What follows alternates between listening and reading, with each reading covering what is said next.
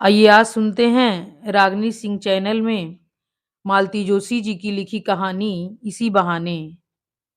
तो चलिए शुरू करते हैं कहानी इसी बहाने। अरे तुम अभी तक तैयार नहीं हुई? इन्होंने रसोई में झांक कर पूछा। बच्चों के लिए कुछ बना तो दूं, वहां से लौटते लौटते 8 साढ़े 8 हो जाता है। गनीमत है बच्चे हाथ से लेकर खा तो लेते हैं। हमारे साथ उन लोगों की भी परेड हो रही है। वहां से लौटकर मुझे इतना डिप्रेशन हो जाता है कि मैं बच्चों से हंसना बोलना भी भूल गई हूँ। मुझे भी वहां रोज रोज जाने का शौक नहीं है, पर देखती तो हो भाभी और बच्चे कितनी आतुरता से हमारी प्रतीक्षा करते हैं। हम लोगों के जाने से उन्हें कितनी राहत मिलती है। सो तो है, मैंने कहा और तैयार होने चली गई। तैयार क्या होना था, दिन भर की मुसी हुई साड़ी भर बदलनी थी। नहीं तो मौत के घर में कुछ भी पहनकर जाने से चलता है। उस वातावरण में कपड़ों की ओर कौन देखता है। कहीं भी गमी में जाना हो तो मेरे मन में एक हौल सा बैठ जाता है, और मरने वाला जब बहुत करीबी हो तो असमंजस बढ़ जाता है। न घर में रहते बनता है, न जाने के लिए पांव उठते हैं। हरीश भाई साहब कहने को इनके दोस्त थे, पर दोनों में भाइयों सा प्रगाढ़ स्नेह था। इतने दिनों में ममता से भी मेरा बहनापा हो गया था, इसलिए रोज जाना जरूरी हो गया था। रास्ते में हमने सब्जी खरीदी, दूध और ब्रेड के पैकेट्स खरीदे, जुकाम खांसी और पेट दर्द की दवाइयाँ खरीदी। घर चाहे मृत्यु का हो, पर चाय पानी खाना पीना तो होता ही है। उसी के साथ छोटी मोटी शिकायतें भी चली आती हैं। वह हार्ट अटैक एक आंधी की तरह आया और घर की छत उड़ा ले गया था। घर का एकमात्र कमाऊ सदस्य चला गया था। 3 दिन तक घर में 20 मेहमान रहे, पर किसी ने यह जानने की कोशिश नहीं की कि इतने लोगों का राशन पानी कहाँ से आ रहा है। दूध कौन ला रहा है, सब्जी कौन ला रहा है। सब लोग दिन भर बैठकर सिर्फ गपशप करते रहे। महिला मंडल ममता के पास बैठकर बिसूरता रहा। ऑफिस कैंटीन के एक व्यक्ति को ये बहला फुसला कर ले आए थे। वही रसोई घर संभाल रहा था। हम लोग पहुंचे तो घर में एकदम सन्नाटा था। हॉल में ममता और उसके देवर देवरानी भर थे। बच्चे शायद कोचिंग गए हुए थे। पढ़ाई का कितने दिन नुकसान करते, इन्होंने ही जोर देकर कहा था। बच्चों को अपना काम करने दो, इसी बहाने इस वातावरण से थोड़ी राहत पाएंगे। तीसरे के बाद अधिकांश मेहमान चले गए थे, पर हरीश भैया की बहनें रुकने वाली थीं। इसलिए मैंने छूटते ही कहा, दीदी लोग भी चली गईं क्या? वे तो 13वीं तक रुकने वाली थीं। दीदी लोग यहीं एयरपोर्ट के पास सन सिटी तक गई हैं, ममता की देवरानी अनुराधा ने बताया। क्यों? बड़ी दीदी के आकाश के लिए एक रिश्ता आया था, तो दीदी बोली अब आए ही हैं तो लड़की देख लेते हैं। लेकिन इस समय दीदी लोग तो फ्री हो गई हैं ना। मतलब बहन बेटी का सूतक सिर्फ 3 दिन का होता है, और जीजा जी लोगों का तो सिर्फ 1.5 दिन का। मुझे इन शास्त्रीय नियमों की जानकारी नहीं थी। बस उन लोगों का वहां जाना अच्छा नहीं लगा, इसलिए मैंने कहा, सूतक नहीं है तो क्या हुआ, 13वीं तक तो रुक रही है ना, बाद में चली जाती। पर जीजा जी तो नहीं रुकेंगे ना। आदमी लोग काम धंधा छोड़कर कितने दिन रुक सकते हैं। जीजा जी कल ही बेंगलुरु चले जाएंगे। इंदौर वाले जीजा जी भी कल चले जाएंगे। वे कार लेकर आए हैं, तो छोटी दीदी बोली कि लड़की वालों के यहाँ तांगा रिक्शे में जाना अच्छा नहीं लगता, कार में जाने का रौब पड़ता है। इसके बाद मैं कुछ नहीं बोली। एक आध बार ममता की ओर जरूर देख लिया था। वह रोज की तरह निस्पंद चुपचाप बैठी थी। उस बेचारी की तो दुनिया ही उजड़ गई थी। पहाड़ सी जिंदगी और बच्चों का भविष्य उसके सामने था। उसे इस सन सिटी वाले रिश्ते में क्या दिलचस्पी होती। कोई 2 घंटे बैठने के बाद हम लोग उठे। दरवाजे पर ही उन लोगों से मुलाकात हो गई। यह क्या, हम लोग आए और तुम लोग चल दिए? छोटी दीदी बोली। हम लोग काफी देर से आए हुए थे, मैंने रुखाई से कहा। हाँ, हम लोगों को थोड़ी देर हो गई, बड़ी दीदी बोली। एक तो वह जगह काफी दूर है और उन लोगों ने जल्दी उठने ही नहीं दिया। इतनी आवभगत की कि क्या बताएं। ये तो पूछ लो कि गए कहाँ थे। छोटी दीदी का उत्साह जैसे छलक पड़ रहा था। वह सब कुछ बताने के लिए उतावली हो रही थी।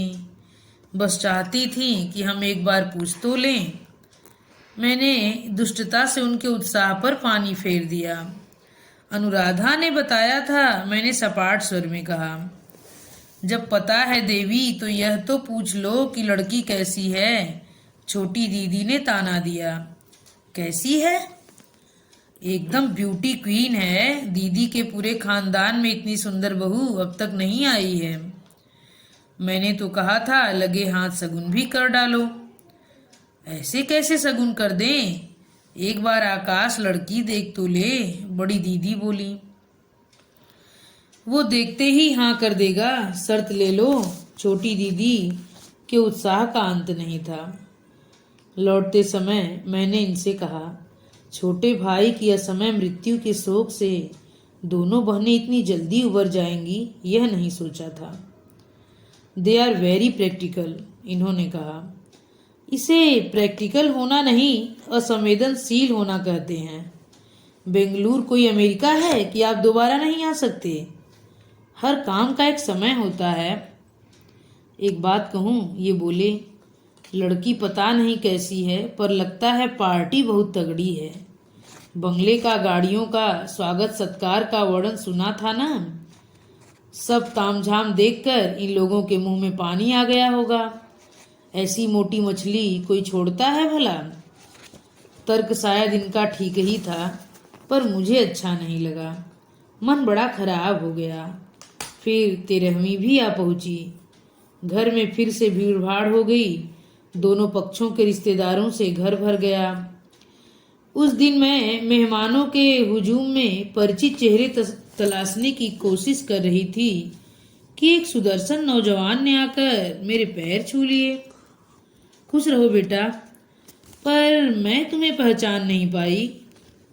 अरे ये आकाश है, बड़ी दीदी ने बताया। फिर फुसफुसा कर बोली, मैंने इसे बुला लिया था, इसी बहाने लड़की भी देख लेगा। हाँ, इससे अच्छा बहाना और क्या हो सकता है। वही तो, दीदी ने मेरे व्यंग की धज्जियां उड़ाते हुए कहा। ममता भी खुश हो जाएगी कि मामा का लाडला 13वीं पर आ गया है। ममता के पास खुश होने के लिए और कुछ बचा ही नहीं है सिवाय इसके। 15वें दिन भजन संध्या का आयोजन था। मैंने राहत की सांस लेते हुए कहा, बस इसके बाद रोज रोज जाने की जरूरत नहीं होगी ना। मुझे तो जाना पड़ेगा, भाभी का पेंशन का काम करवाना है, अनुकंपा नियुक्ति की अर्जी लगवानी है। उसके भाई भाभी लिवाने के लिए आए हुए हैं। मैंने कहा था महीना 15 दिन के लिए हो आए, बच्चों को मैं देख लूंगी। भाई के पास कभी भी जा सकती है, पर ये 2 काम ज़्यादा ज़रूरी है। आज भी जरा जल्दी ही चलेंगे हम लोग, व्यवस्था हम ही को देखनी है। शाम को पहुंची तो अनुराधा कहीं दिखाई नहीं दी। ननद भौजाई पार्लर गई हैं, ममता की भाभी ने बताया। ये मात्र खबर नहीं थी, उसमें व्यंग का पुट भी था। बेचारी अनुराधा 15 दिन बाद घर से निकली थी तो उस क्षण को सार्थक कर रही थी। भजन संध्या के लिए एक मंडली बुलाई गई थी। 1 घंटा गाने के बाद उन्होंने एक ब्रेक ले लिया।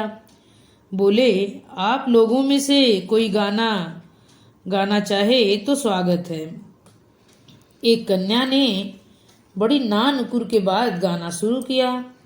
छोटी दीदी ने कान में फुसफुसा कर कहा, इसे ध्यान से सुनना और फिर किचन में आ जाना। कॉफी बनानी है। लड़की ठीक ही गा रही थी।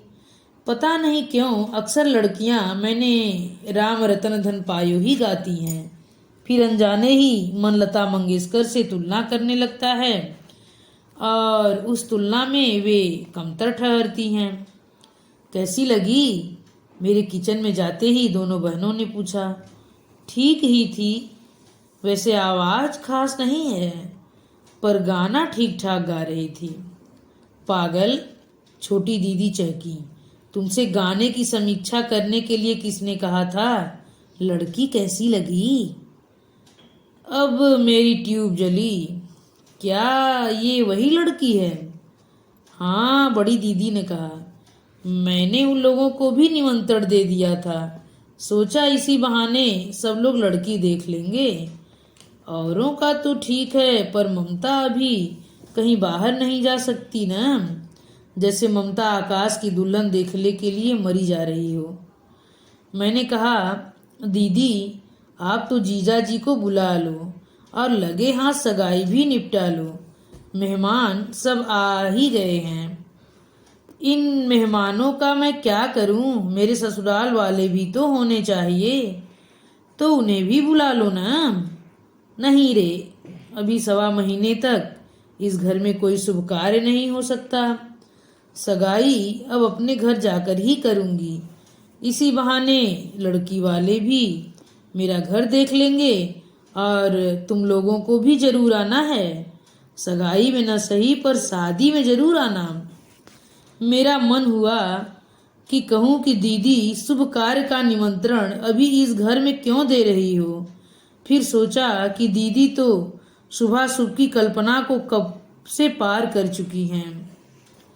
धन्यवाद। इसी के साथ यह कहानी समाप्त होती है।